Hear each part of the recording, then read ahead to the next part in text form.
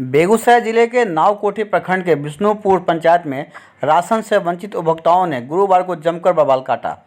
गगन Shah, Vidyanand Mahato, Rekha Devi, Meena Devi, take Narayan Mahato, Vijay Shankar Mahato, Ramlagan मोची, अशोक महतो, राम भरोस महतो, कारी मोची सहित दर्जनों उपभोक्ताओं ने बताया कि राशन कार्ड उपलब्ध रहने के बावजूद भी डीलर इंद्रदेव मोची तथा टैग डीलर सत्यनारायण भारती द्वारा पिछले कई महीनों से राशन नहीं दे रहे हैं।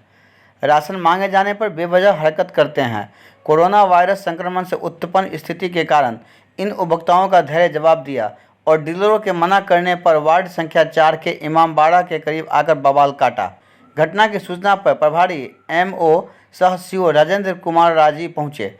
लोगों ने डीलर के साथ मिली भगत बताकर एसडीओ को बुलाकर हस्तक्षेप की मांग कर रहे थे। घटनास्थल पर बीडीओ निरंजन कुमार, थानाध्यक्ष संतोष कुमार के पहुंचने के बाद भीड़ और उग्र हो गई। पुलिस ने बल प्रयोग कर भीड़ को तितर-बितर किया।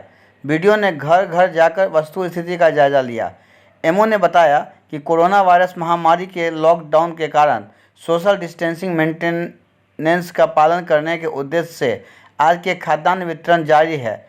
बारी-बारी सभी को खाद्यान्न मुहैया कराया जाएगा।